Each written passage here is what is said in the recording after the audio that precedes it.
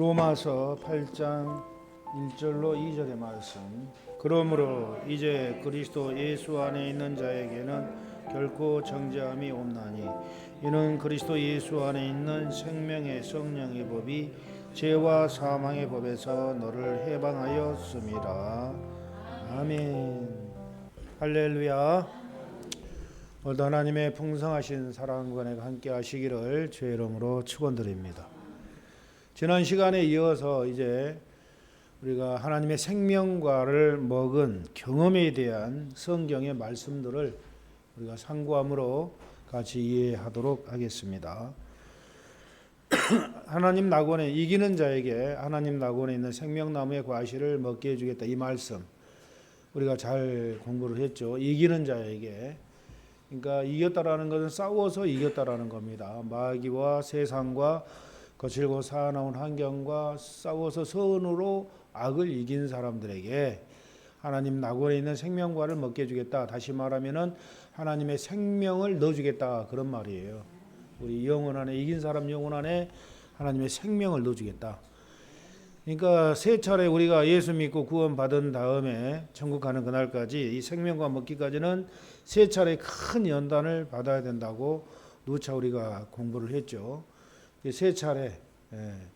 그래서 1차, 2차, 3차 세 차례 큰 연단을 받은 다음에 더 이상 범죄하지 않을 정도의 우리 의지가 되었을 때, 그때 우리 속에 있는 이 마귀적인 성질, 죄성을 뿌리를 뽑아버리고 하나님의 생명을 넣어주겠다. 이게 성경의 핵심 진리예요. 그럼 생명과 먹은 사람들에 대해서 성경은 뭐라고 표현하고 있는가? 그것을 오늘은 알아보는 내용이죠. 첫째로 에베소 6장 11절을 찾아보세요. 에베소 6장 11절.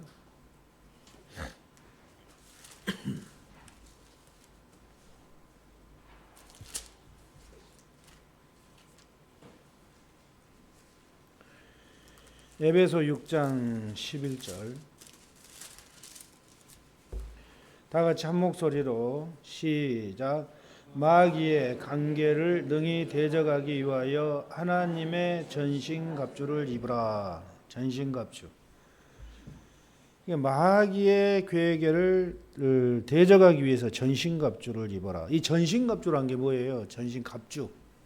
갑주라는 것은 옛날 군인들이 그 전쟁에 나갈 때 입었던 그 갑옷, 투구, 이걸 말하는 겁니다. 그러니까 머리에는 투구를 쓰고 이 몸통은 갑주로 아주 그냥 철렁철렁 이러한 갑주로 무장을 하고, 이게 몸을 갑주로 무장하면은 적의 화살이 뚫고 들어오지 못한 그러한 장치죠. 지금으로 말하면 방탄복. 지금으로 말하면 전신갑주가 방탄복이다, 그렇게 이해하면 돼요. 그러니까 적의 화살이 뚫고 들어오지 못한, 적의 총알이 뚫고 들어오지 못하게끔 막아주는 옷이 바로 방탄복이죠. 또 철모, 아주 그냥 총알이 뚫고 들어오지 못할 정도로 강한 그러한 방탄복, 방모. 그것을 갖다 전신갑주라고 그래요. 전신갑주. 전신에 그 갑주를 입은 것처럼 이 생명과 먹은 성도들은 하나님의 그 생명이 우리 영 속에 완전히 하나로 딱 합일된 걸 얘기하는 거예요. 하나로, 영 속에 합일된 거 하나, 똑같이 하나 됐다라는 거. 전신갑주를 입었다라는 것은, 그래서 이 전신갑주를 입은 것처럼 성도들의 이 영혼에 하나님의 신비로운 생명의 능력이 감각적으로 나타난다라는 거예요. 생명과를 먹으면은 전신갑주를 입은 것처럼 이 성도들의 영혼에 생명의 능력이 감각적으로 이렇게 경험이 되어진다라는 거죠. 그래서 이와 같은 경우는 순간적인 경험이 아니고 생명과를 먹으면 그때부터 계속해서 생명의 능력이 온 몸에 아주 나타나는 거예요. 온 몸에 생명의 능력이. 그래서 이 생명의 법칙이 나타나는 거죠. 그때부터 전신갑주를 입으면은 적의 화살이나 칼이나 창이 찌르지 못하는 것처럼 이 마귀의 화살, 이 죄악의 화살이 영혼 속으로 뚫고 들어오지 못한다라는 거예요. 전신갑주를 입으면. 다시 말하면 이 도표를 보면은 이제 이 경계를 4번 도표를 보시면은 생명과 먹은 성도예요. 영혼에는 이 파란색이 하나님의 생명이에요. 생명. 영혼에는 파란색이 하나님의 생명이고 지성소에 소름소에 하나님의 생명이 딱 들어와 있어요. 근데 반대로 육체는 빨간색이에요. 그대로. 그러니까 이게 우리가 잘 이해를 해야 돼요. 영적 할례를 받고 마음의 할례를 받고 하나님의 생명과를 먹었다 할지라도 영혼은 하나님의 생명으로 빵빵하게 찼는데 육체는 죄성이 있다라는 거예요. 그걸 절대 우리가 잊어버리면 안 돼요. 이 생명과 먹으면은 완전히 예수님처럼 되는 게 아니라 내가 예수님과 내가 하나 됐다고 해가지고 예수님처럼 되는 게 아니라 이 생명과를 먹으면은 영혼은 하나님의 생명으로 꽉 찼는데 육체는 그 껍데기 육체는 죄성이 그대로 남아 있다. 이것을 여러분 이해를 하셔야 돼요. 그래서 우리가 1차, 2차, 3차 연단 다 받아 마치고 죄성이 뿌리가 뽑히는데 영혼에서만 뽑힌다라는 거. 육체는 그대로 놔두고 영혼에서만. 그 영혼만 생명의 능력으로 꽉 차 있어요. 전신갑주를 입은 것처럼. 그렇기 때문에 이 죄악의 그러니까 이거 보세요. 육체는 죄성이 있다 했잖아요. 근데 이 생명과를 먹어버리면 이 죄성이 처음에는 생명과 처음 먹을 때는 영혼으로 파고 들어오려고 하지만 생명의 능력으로 밀려 나가버리는 거예요. 그러니까 영혼의 죄성이 못 들어오는 죄가 못 들어오는 거예요. 영혼에 생명의 능력 때문에. 이 처음에는 조금 느낀다고 그래요. 조금 느끼다가 여기서 점점 생명의 능력이 강해지면은 이제 이 육체의 죄성은 실업자처럼 아무런 피해를 못한다, 나한테 못 온다라는 거죠. 못 들어온다라는 거죠. 생명의 능력이 강해지면 강해질수록. 그러니까 생명과 처음 먹을 때하고 또 계속해서 이 생명의 능력이 강해지는 거예요. 처음 먹을 때보다 훨씬 더 강해져. 나중에는 점점점 강해지기 때문에. 그렇기 때문에 이 육체에 있는 죄성이 영혼 속에 파고 들어올 수가 없는 것이다. 결코 침투하지 못한다라는 거죠. 예. 그래서 심령 속에 예수님의 생명이 들어와 있기 때문에 예수님의 성품만 그때부터 나와요. 그러니까 여기에 예수님의 생명이 들어와 있기 때문에 여기서는 예수님의 성품이 뭐예요? 예수님의 성품은 사랑입니다. 사랑. 예수님은 사랑이잖아요. 하나님은 사랑이라고 했잖아요. 그러니까 생명과 딱 먹으면은 하나님과 내 영혼이 하나가 딱 되면은 내 속에 죄성이 뿌리가 뽑혀버린 거예요. 그리고 생명이 들어와 버린 거예요. 죄성이 뿌리가 뽑히기 전까지는 죄의 능력이 몰고 나왔잖아요. 죄의 능력이 온갖 교만과 시기, 질투, 포악, 신경질, 짜증, 미움, 혈기, 분노 이런 것들이 몰고 밀려 나왔는데 이게 뿌리가 뽑혀버리고 생명이 들어가 버리니까 그다음부터 뭐가 나오는 거예요? 아무리 건드려도 여기서 분노가 안 나오는 거예요. 분노가 안 나오는 거예요. 아무리 건드려도 분노가 안 나오고 예수님의 사랑만 나오는 거예요. 예수님의 사랑만. 그 차이라는 거예요. 생명과 먹은 사람과 먹지 않은 사람의 차이. 그러니까 광야 연단을 다 끝마친 사람과 끝마치지 않는 사람의 차이. 그거라는 거예요. 다 끝마치면은 죄성이 뿌리, 영혼에서 죄성이 뿌리가 뽑혀지고 예수님의 생명이 영혼 안에 들어오게 되고 그때부터 예수님의 생명이 초능력으로 밀고 나오는 겁니다. 초능력으로. 그러니까 자기를 죽이는 사람들을 향해서 아버지여 저들을 용서하여 주옵소서 그렇게 되는 거예요. 스데반을 돌로 쳐 죽였잖아요. 예? 스데반을 돌로 쳐 죽일 때 돌에 맞아 죽으면서 하는 말이 아버지여 저들을 용서해 달라는 거예요. 이게 가능합니까? 연단 다 받아 마친 사람에게 나오는 그런 특징이에요. 그게 생명과 먹은 사람의 특징이라고 해요. 근데 생명과 먹지 못한 사람은 나를 죽이는 사람을 향해서 미움과 증오가 나오는 거예요. 미움과 증오가 나를 죽이는 사람을 향해서 나를 멸시하고 나에게 손해를 입히고 나를 욕하고 나를 능멸하고 내 속을 완전히 뒤집는 사람, 그 사람을 향해서 생명과를 먹은 사람과 먹지 않은 사람의 차이가 나에게 그렇게 엄청난 손해를 입히고 나를 중상모함하고 나를 능멸하고 이런 사람은 그런 사람에게는 여기서 악이 올라오는 거예요. 분노가 올라오는 거예요. 미움이 올라오는 거예요. 그러나 생명과를 먹은 사람들은 그게 안 올라. 없어요. 없으니까 안 올라오는 거. 아무리 건드려도. 그래서 이런 사람들은 오직 하나님의 사랑만 나오게 되는 거예요. 사랑만. 아버지여 저들을 불쌍히 여겨달라고. 그런 차이라는 거예요. 그래서 전신갑주를 입어버리면은 이처럼 죄성이 없으니까 밖에서 뚫고 들어와야 되는데 못 뚫고 들어오는 거예요. 그러니까 죄의 지배를 전혀 안 받고 생명의 능력만 나간다라는. 생명의 능력이 뭐예요? 사랑. 하나님의 사랑. 그 사랑만 하게 되는 거예요. 사랑만. 그러니까 사도 바울이 나는 사랑만 하기를 원하는데 그 로마서 7장 25절까지는 사랑만 하기를 원하는데 기회가 된 게 악인 나한테 나와가지고 나를 완전히 사로잡아 나를 죽는 사람처럼 그렇게 해버린다라는 거예요. 생명과 먹기 전에는. 그래서 오라 나는 공고한 사람이로다. 이 사망의 몸에서 누가 나를 건져내랴. 이렇게 탄식을 하는 거죠. 예. 그런데 이제 생명과 먹은 사람들은 죄와 사망의 법에서 나를 해방했다. 예. 그래서 더 이상 죄의 지배를 받지 않고 하나님의 사랑만 나타나게 된다. 그런 얘기입니다. 그리고 또 성령의 계시록 14장 4절을 보시면은 계시록 14장 4절을 찾아보시기 바랍니다. 두 번째로 이 생명과 먹은 사람들의 특징이죠.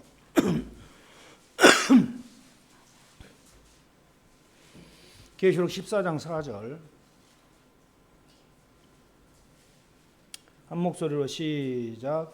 이 사람들은 여자와 더불어 더럽히지 아니하고 순결한 자라. 어린 양이 어디로 인도하든지 따라가는 자며 사람 가운데서 속량함을 받아 처음 익은 열매로 하나님과 어린 양에게 속한 자들이니 그 입에 거짓말이 없고 흠이 없는 자들이더라. 그래서 이런 사람들을 갖다가 생명과 먹은 사람들을 갖다 처음 익은 열매다 이렇게 표현을 하고 있어요. 처음 익은 열매. 근데 성경에 보면 이 처음 익은 열매가 나오고 로마서 8장 23절을 찾아보세요. 로마서 8장 23절. 시작. 그뿐 아니라 또한 우리 곧 성령의 처음 익은 열매들을 받은 우리까지도 속으로 탄식하여 양자될 것고 우리 몸의 속량을 기다리느니라. 그렇게 말씀하죠. 계시록 14장 4절은 처음 익은 열매라고 표현되어 있고 이 계시록 8장 23절은 성령의 처음 익은 열매다 이렇게 표현을 해놨어요. 그래서 이 계시록 14장 4절에 처음 익은 열매 이들은 예수님 공중 재림하실 때 휴거되는 그러한 성도죠. 휴거될 성도들이라는 그런 말씀이에요. 그래서 처음 익은 열매 처음 했다. 그럼 다음에 두 번째, 세 번째 익은 열매가 있다라는 것을 암시하죠. 그래서 나머지 처음 익은 열매가 못 되면은 나머지 성도들은 두 번째 익은 열매, 또 두 번째 열매가 못 되면 나머지 성도들은 세 번째 익은 열매, 이런 그 차이가 있다라는 거죠. 처음 익은 열매, 두 번째 익은 열매, 세 번째 익은 열매. 그러나 계시록을 살펴보면은 처음 익은 열매들은 예수님 공중 강림하실 때 휴거 성도들, 그러니까 교회 시대 이긴 자들 얘기하는 거죠. 성령의 생명과 먹은 성도들, 이들을 얘기하는 처음 익은 열매들은. 두 번째 익은 열매들은 휴거 못 되고 대활 안에 들어가서 순교자들. 이게 두 번째 익은 열매, 순교자들. 그리고 세 번째 익은 열매는 대활란을 살아서 통과한 자들, 생명과 먹고 천년왕국에 들어가서 영생할 그러한 성도들, 이들을 갖다 세 번째 익은 열매라고 계시록에서는 이렇게 차례차례 얘기를 하고 있어요. 근데 로마서 8장 23절에 성령의 처음 익은 열매라는 게 뭐냐? 이것은 추수를 기점으로 해서 하는 얘기가 아니고 우리가 예수님 처음 믿으면은 성령님이 우리 안에 들어오셔요. 성령 하나님이 우리 안에 들어오셔요. 예수님을 처음 믿으면은. 그래가지고 성령님이 우리 안에 오셔서 이 로마서 8장 26절로 28절 말씀까지 말할 수 없는 탄식으로 우리를 위해서 빌면서 우리를 익어가게 하는 거예요. 성령의 익은 열매다. 이것은 성령님이 익어가는 게 아니고 성령님에 의해서 우리 심령이 깨끗하게 정결하게 거룩하게 변화되는 것, 이것을 갖다 익어간다, 성령에 의해서 익어간다, 이렇게 표현을 하는 겁니다. 예.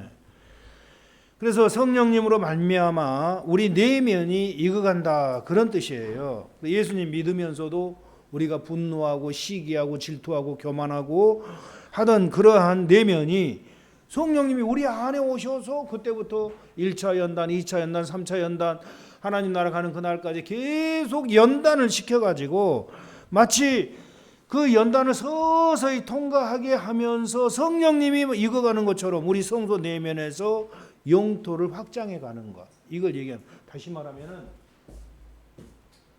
성령님이 처음 예수 2번 도표는 성령님이 처음 예수 믿을 때 딱 우리 마음에 들어오시는 성령님이 마음에 들어와가지고 7가지 죄악성에 지배받은 이 마음을 점점 점령해 가는 거예요.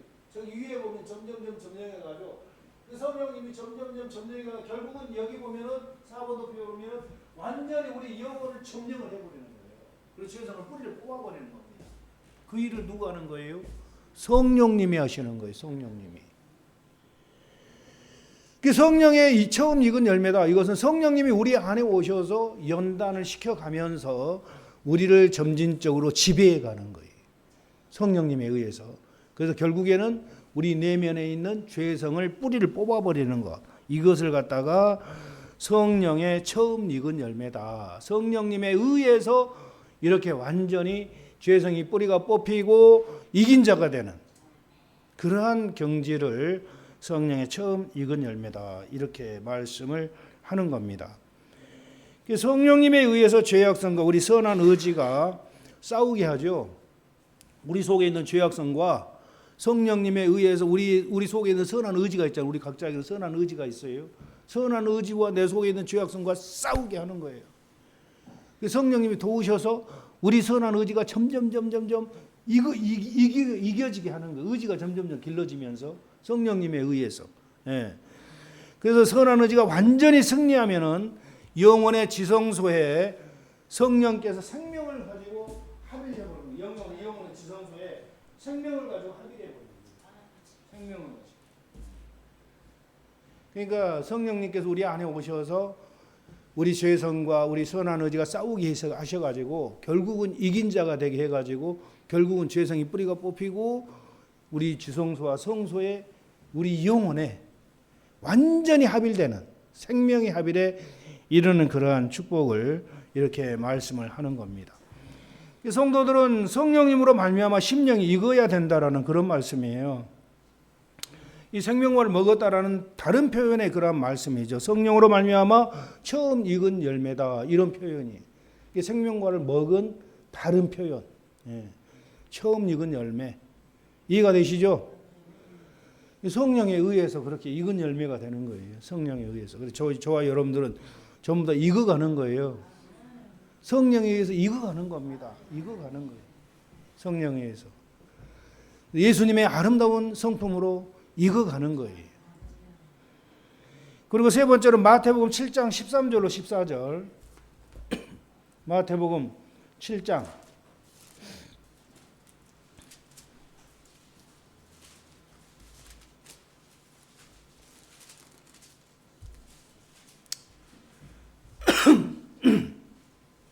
시작.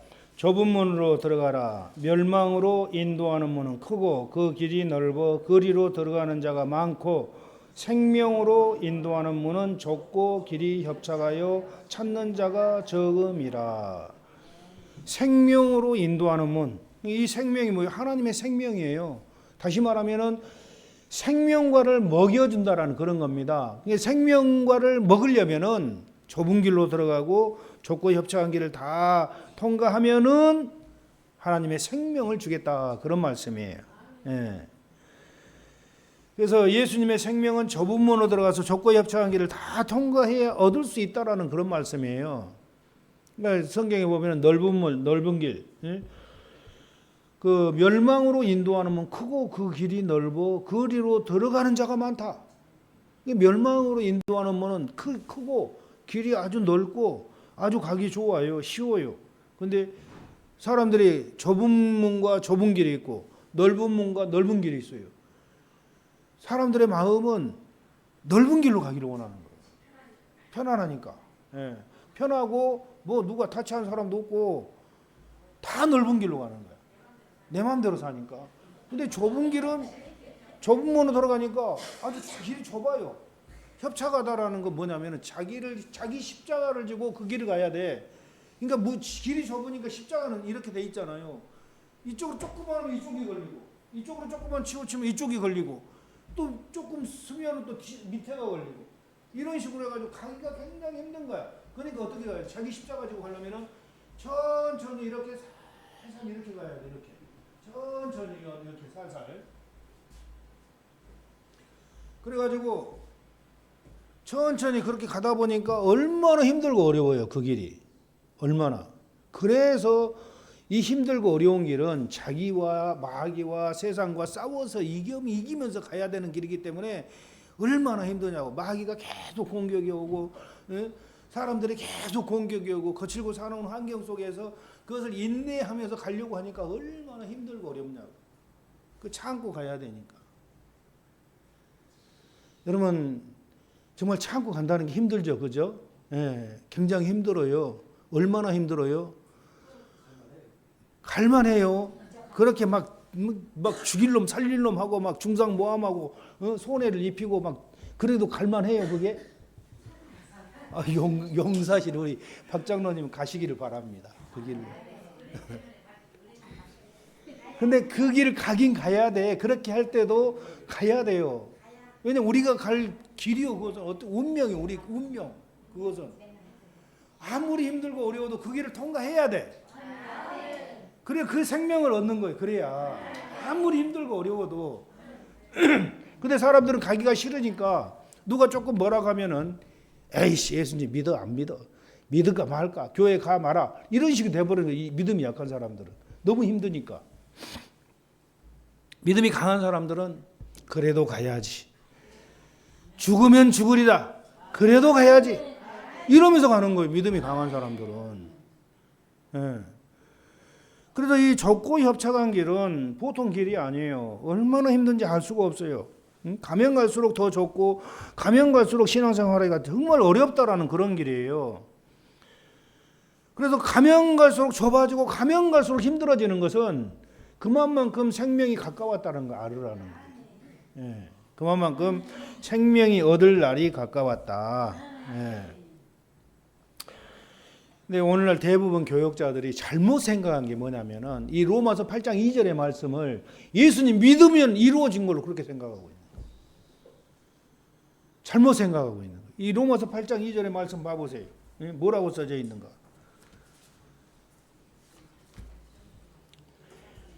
이는 그리스도 예수 안에 있는 생명의 성령의 법이 죄와 사망의 법에서 너를 해방하였음이라.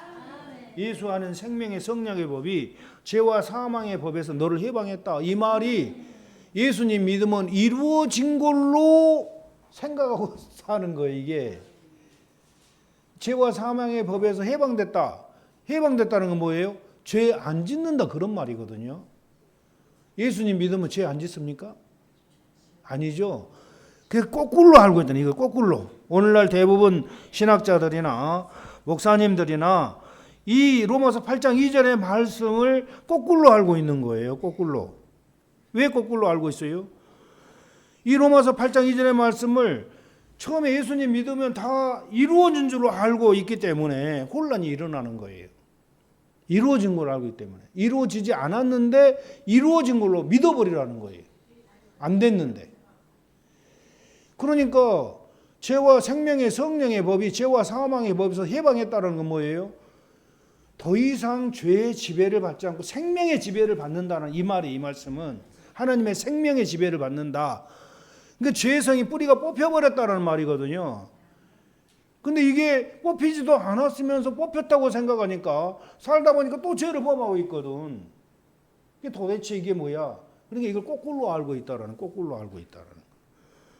좁고 협착한 길을 다 지나야 이 생명을 얻는다고 그랬기 때문에 그 좁고 협착은 다 지난다고 예수 믿고 그때부터 시작해가지고 죄와 싸우고 마귀와 싸우고 거칠고 사는 관계 싸워서 세 차례 큰 연단을 받고 완전히 몸과 마음과 행실이 정결해졌을 때 그때 이 죄성이 뿌리가 뽑혀버리고 생명이 들어와 버린 거예요.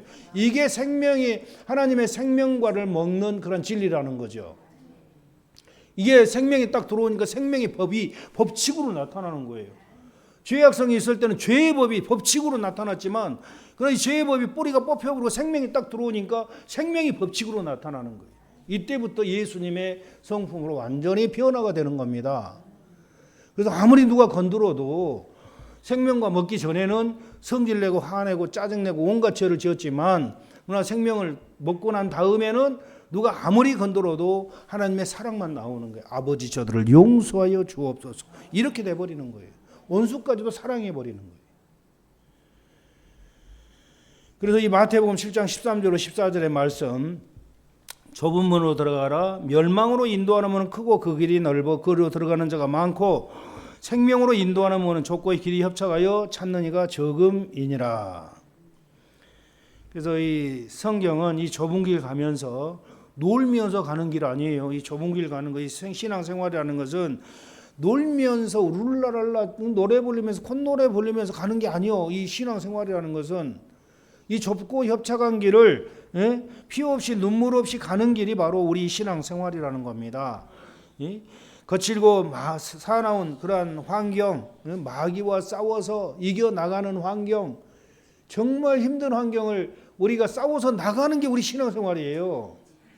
그냥 예수 믿었으니까 과거 현재 미래 죄 다 용서받았으니까 룰라랄라 하면서 죄 짓고 살아도 회개 안 해도 된다 뭐 이런 식으로 돼버리면 안 되죠.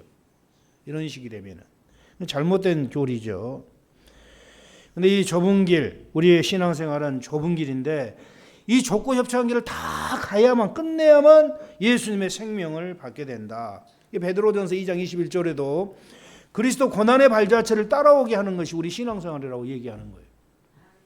예수님이 십자가의 길을 가셨잖아요.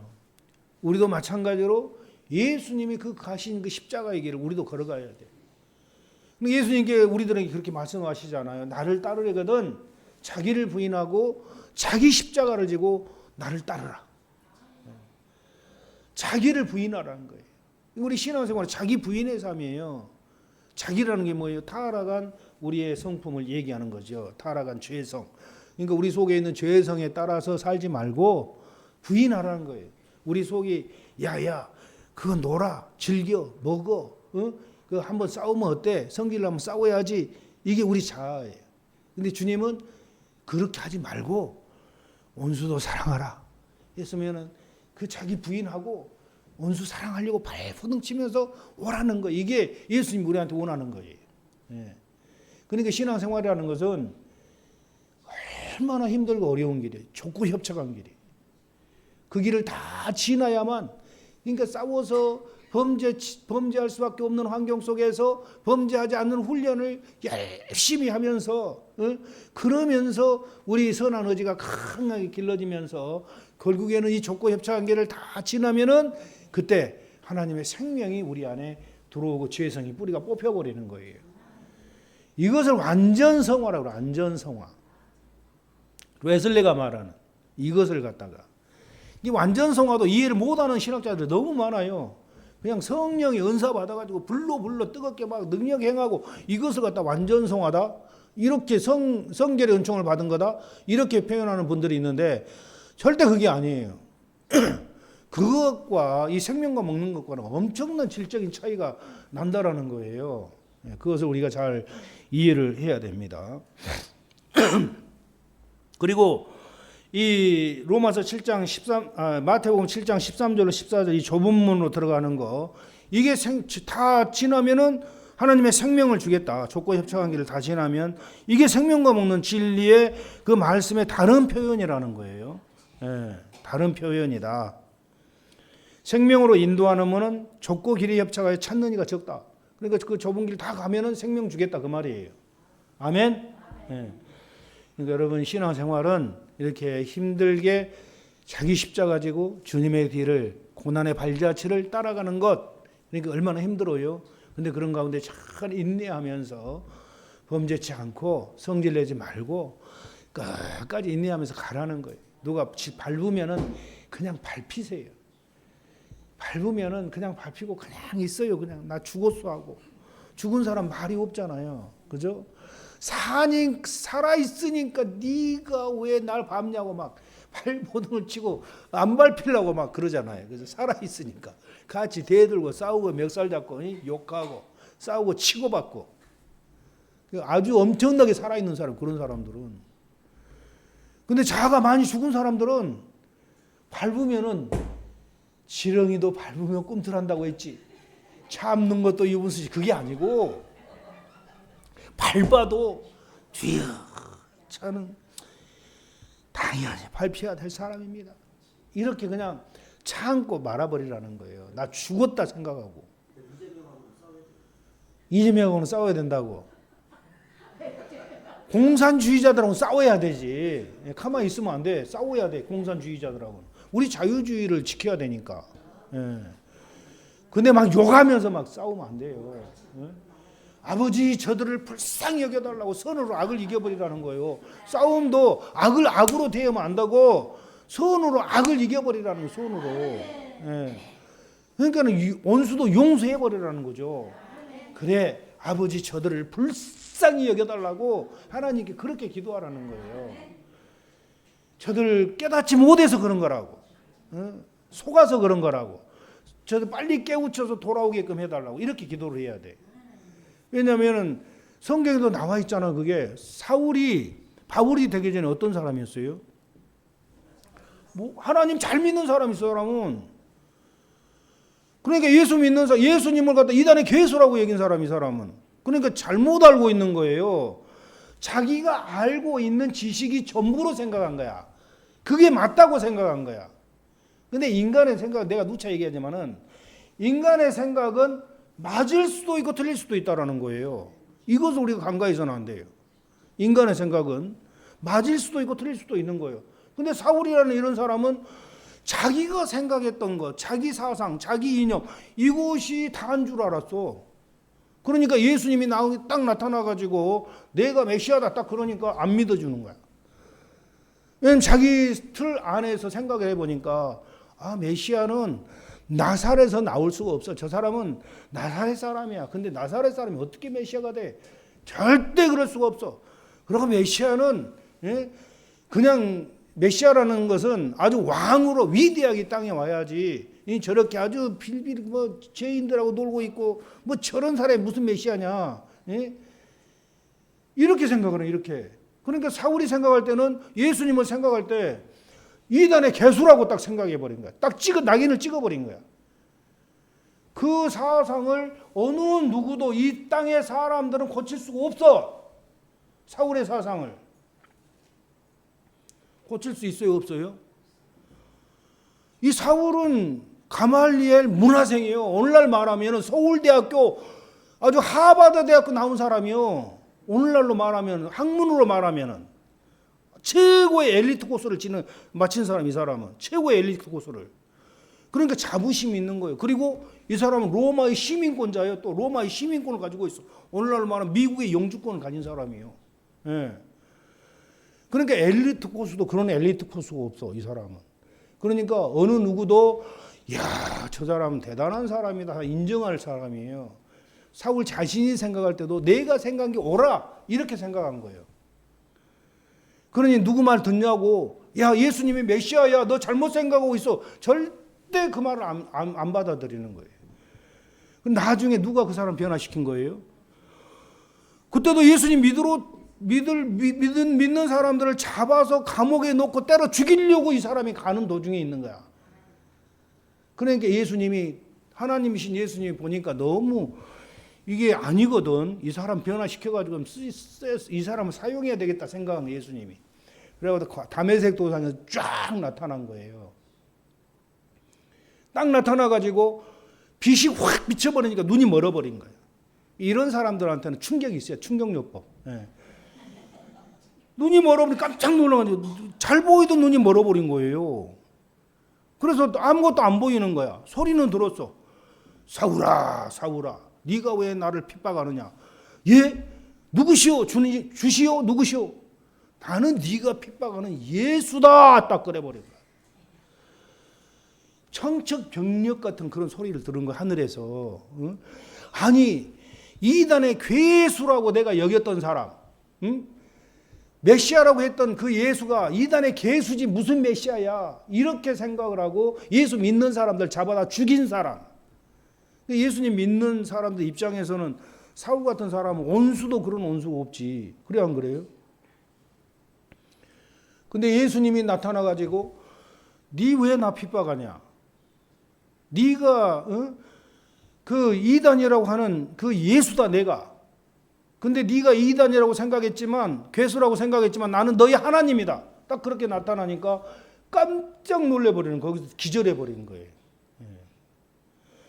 그래서 눈이 멀어가지고 끌고 들어가는 거죠. 다메섹으로 옆에 사람들한테 의해서 끌려가는 거예요.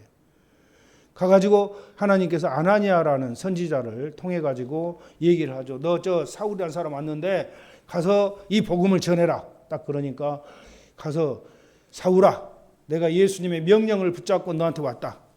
너 왜 예수님을 갖다 이단의 괴수라고 그랬느냐? 이단의 괴수가 아니고 우리 하나님이시다. 그분이 우리 구세주고 우리 메시아다. 회개해라 하면서 안수를 딱 하니까 눈에서 꺼풀이 벗겨지면서 눈이 싹 다시 보여버리는 거예요. 그러니까 이 사울이라는 사람은 예수님 만나기 전에는 자기 생각이 다 옳았어요. 실제로 예수님을 딱 만나기 전에는 어느 누구도 그 사람의 사상을 바꿀 수가 없었어. 그런데 이제 예수님이 딱 나타나고 보니까 여태까지 자기가 생각했던 모든 것들이 다 잘못된 생각이었다라는 거예요. 그때서 깨달은 거예요. 그래서 자기가 가지고 있던 모든 사상을 다 버려버리죠. 아, 내가 지금까지 알고 있던 이 모든 사상, 이 모든 것들 다 잘못된 거구나. 이걸 딱 깨달아진 거예요. 예수님 딱 만나고 나니까. 그래가지고 다 버리고 예수를 그때부터 믿기 시작해가지고 예수를 아는 것이 가장 고상한 지식이다. 이렇게 선포를 하는 자기가. 여러분, 내가 예수님 믿기 전에는 예수님을 갖다 이단의 괴수라고 그랬습니다. 근데 예수님 믿고 그분을 만나고 보니까 내가 잘못했습니다. 이제부터는 나는 예수님만 전하겠습니다. 이런 사람은 변화돼 버린 거예요. 근데 인간의 사상이라는 것은 얼마나 무섭냐면은 여러분 잘 알아야 돼요. 좌익 사상이 딱 들어가면은 그 사람 처음부터 끝까지 좌익이야. 근데 우익 사상이 딱 들어가면 이 사람 처음부터 끝까지 우익이야. 근데 좌익이 우익이 되려면 어떻게 해야 돼? 많은 시간 동안 경험하면서 깨달아가면서 자기가 잘못된 것을 깨달아지고 하면서 자기가 변화가 되는 거예요. 그래서 좌익 사상을 가진 사람들은 60대 되면은 대부분 우익으로 변화가 돼. 몇십 년 동안 좌익 생활하다가. 네. 그런 사람 대표적인 사람 누구예요? 김진호 목사 같은 사람이 그런 사람이. 그런 분들. 네. 김지아 시인 같은 분들. 대부죠. 아주 그냥 종북 세력의 대부 김지아 시인. 이런 사람들 자기가 그 좌익 사상 가지고 생활하다 보니까 나중에 많은 것을 깨닫고 보니까 아, 내가 잘못된 사상에 이때까지 심취했었구나 하면서 그걸 딱 버리는 거예요. 그리고 완전히 우익으로 돌아서는 거예요. 김진호 목사 같은 사람, 이 사람 완전히 대부죠. 김문수 같은 이런 분도 완전히 대부의 이런 사람들은 좌익의 대부. 근데 그들이 전부 다 변화가 되잖아요.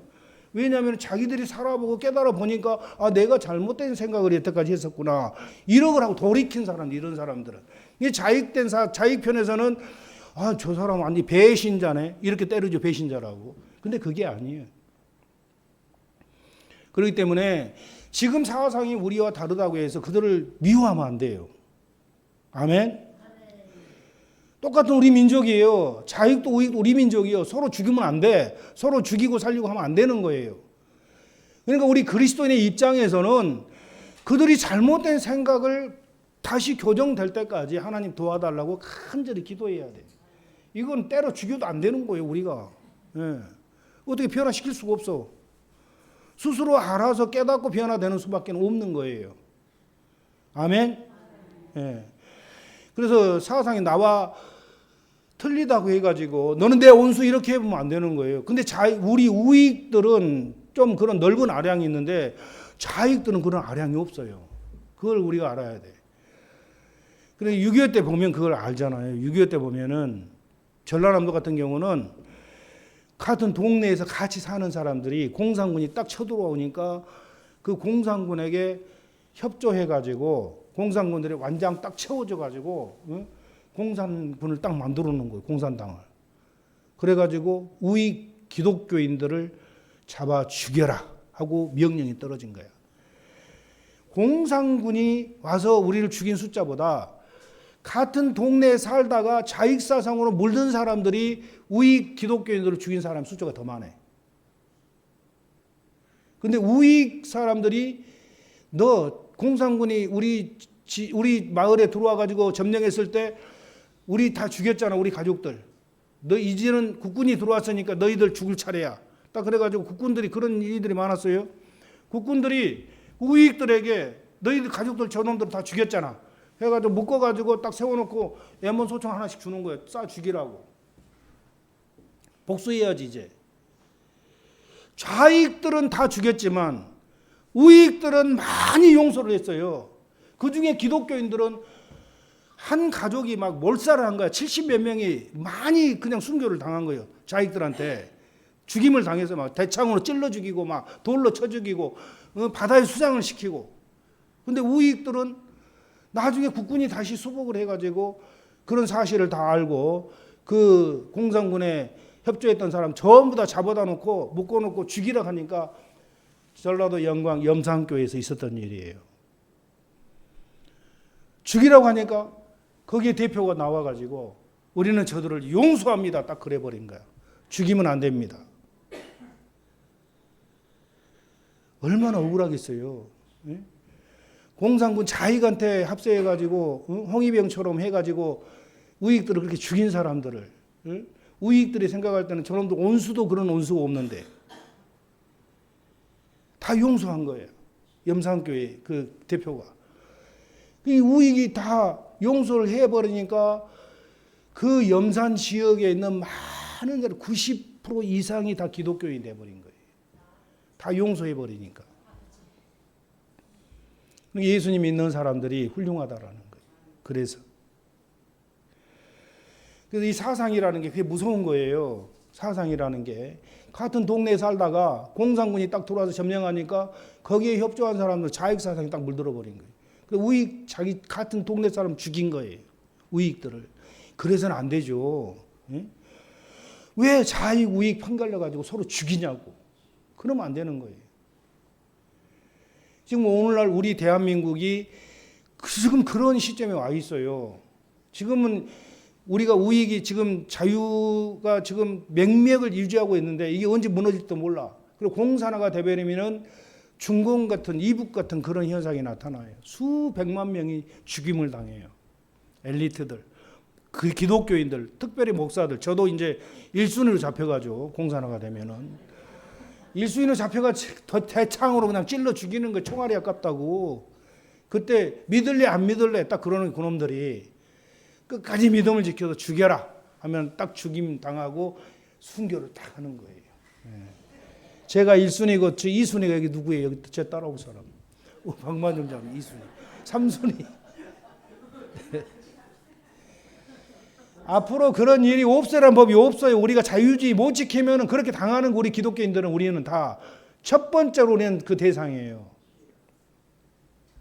그래서 우리가 자유주의 체제를 잃어버리면 다 잃은 거예요. 교회, 직장, 돈 다 잃는 거예요. 끝나는 거예요. 거기에 동조했던 그 사람들은 다 죽인 다음에 마지막으로 죽이는 거예요. 자유주의 물먹은 사람들은 다 죽이는 거예요. 이게 공산주의예요. 자유주의 물먹은 사람들 자기들이 협조했다고 해가지고 살려줄 것 같아? 저기 북한 봤을 때 전부 다 죽였고 중국 공산당이 다 죽였고 베트남 공산당이 다 죽였어요. 나중에 엄청나게 죽여서 베트남은 몇십 년 전이죠. 한 3, 40년 전인가요? 최근의 일이요. 공산주의가 그렇게 악한 마귀 종교라는 거 알아요. 마귀 종교. 근데 거기에 휩쓸려 가지고 사기당한 사람들이 우리나라의 태반이라는 거예요. 거기에 휩쓸려 가지고 사기당한 사람들, 속은 사람들이. 그래서 우리 입장에서는 하나님, 저들이 하나님의 뜻을 깨닫게 해주시고 정말 하나님의 종으로서 살 수 있도록 인도해 달라고 이렇게 우리가 기도를 해야 돼. 우리 대한민국 그 사기당하지 말고 전부 다 깨닫게 해달라고. 그리고 우익으로 다시 돌아와서 자유민주 체제를 확고하게 세울 수 있도록. 이 나라 지금 문제는 좌익우익의 문제가 아니에요. 공산주의냐 자유주의냐 지금 그게 문제예요. 그게 문제. 이 나라는 그걸 알아야 돼. 예. 그걸 알아야 돼. 분명히 우리는 그걸 알아야 돼. 자유주의 체제를 지켜야 되냐 아니면 공산주의로 넘어가느냐 둘 중에 하나예요. 지금 그 싸움을 몇 년 해온 거예요? 70년 동안 해온 75년 동안 해온 거예요. 해방되면서부터 지금까지 그 싸움 해오는 거예요. 지금까지 계속해서. 지금 이 뒤한테 넘어갈까 말까 그 지경까지 와버린 거야. 그 싸움이 계속해서 엄청난 싸움을 하고 있는 거예요. 특별히 우리가 깨워서 국가 민족을 위해서 기도해야 될 줄로 믿습니다. 예. 뭐야 지금 완전히 거꾸로 가버렸네. 이상하게. 마태복음 좁은 길 가는 거 얘기하다가 예? 사도 바울 얘기 나와가지고 공산주의 이상하게 나가버렸네. 맞아요. 그거 알아야 되는 거 아는 거예요. 예, 알고 가야 되는 거 알아야 되고 그렇게 우리가 국가 민족을 위해서 하나님 이 나라의 민족 축복해 달라고 간절히 기도로 지키는 수밖에 없어. 우리는 나가서 막 창 들고 총 들고 싸울 수는 없잖아요. 이 기도로 지켜야 돼. 저와 여러분들의 이 나라는 기도 많이 하셔서 잘 지키시기 바랍니다. 다음 시간에 나머지 하겠습니다.